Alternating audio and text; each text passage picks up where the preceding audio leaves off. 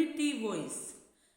തിരുക്കരത്തിൽ വൻ സാഗര ജലമെല്ലാം അടക്കുന്ന കരുത്തേഴും യാഹവൻ താൻ. തിരുക്കരത്തിൽ വൻ സാഗര ജലമെല്ലാം അടക്കുന്ന കരുത്തേഴും യാഹവൻ താൻ. ഒരു ഇടയനെ പോലെന്നെ അവനിൽ കരുതുന്ന സ്നേഹമെന്താശ്ചര്യമേ. ഒരു ഇടയനെ പോലെന്നെ അവനിൽ കരുതുന്ന സ്നേഹമെന്താശ്ചര്യമേ.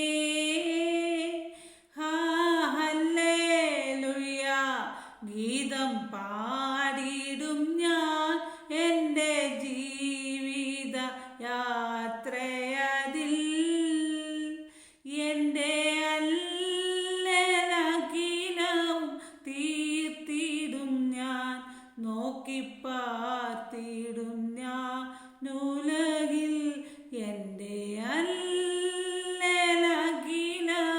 തീർത്തിടും ഞാൻ, നോക്കിപ്പാർത്തിടും ഞാനുലകിൽ. ഇനി ഫസ്റ്റ് സെഷനിലേക്ക് പോകാം. ഉൽപ്പത്തി പുസ്തകം 7-ാം അധ്യായത്തിൻ്റെ 21, 22, 23 വാക്യങ്ങൾ. Genesis chapter 7 words 21, 22 and 23. പറവകളും കന്നുകാലികളും കാട്ടുമൃഗങ്ങളും നിലത്തിഴയുന്ന എല്ലാ ഇഴജാതിയുമായി ഭൂചര ജഡമൊക്കെയും സകല മനുഷ്യരും ചത്തുപോയി. And all flesh died that moved upon the air, both of fowl, and of cattle, and of beast, and of every creeping thing that creepeth upon the earth, and every man.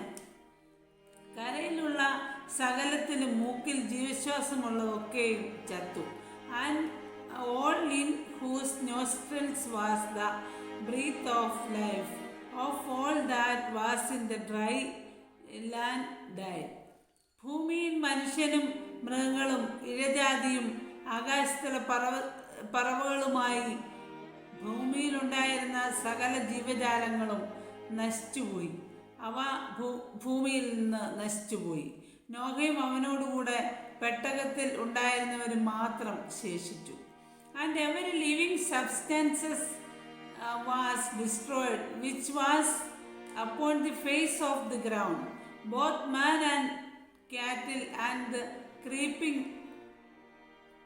things, and the fall of the heaven, and they were destroyed from the earth, and Noah only remained alive, and they that were with him in the ark. ഇനി നമുക്ക് second സെഷനിലേക്ക് പോകാം. റിക്വയറിൻ്റെ ബുക്കായ the purpose driven ലൈഫിലേക്ക്. Christians should carry spiritual green cards to remind us that our citizenship is in heaven. God says his children are to think differently about life from the way unbelievers do. All they think about is this life here on earth, but we are citizens of heaven, where the Lord Jesus Christ lives. Real believers understand that there is far more to life than just the few years we live on this planet. Your identity is in eternity, and your homeland is heaven. When you grasp this truth, you will stop worrying about having it all on earth. Your identity is in eternity, and your homeland is heaven. God is very blunt about the danger of living for the here and now and adopting the values, priorities and lifestyles of the world around us. When we flirt with the temptations of this world, God calls it spiritual adultery. നമുക്ക് third സെഷനിലേക്ക് പോവാം. പ്രൊവേർബ്സ് chapter 7 words 6, 7 and 8. സദൃശവാക്യങ്ങൾ 7-ാം അധ്യായത്തിൻ്റെ 6, 7, 8 വാക്യങ്ങൾ. ഞാൻ എൻ്റെ വീട്ടിൻ്റെ കിളിവാതിൽക്കൽ അഴിക്കിടയിൽ കൂടി നോക്കിക്കൊണ്ടിരിക്കുമ്പോൾ, for at the window of my house I look through my casement. ഭോഷന്മാരുടെ ഇടയിൽ ഒരുത്തനെ കണ്ടു, യൗവനക്കാരുടെ കൂട്ടത്തിൽ ബുദ്ധിഹീനനായ ഒരു യുവാവിനെ കണ്ടറിഞ്ഞു.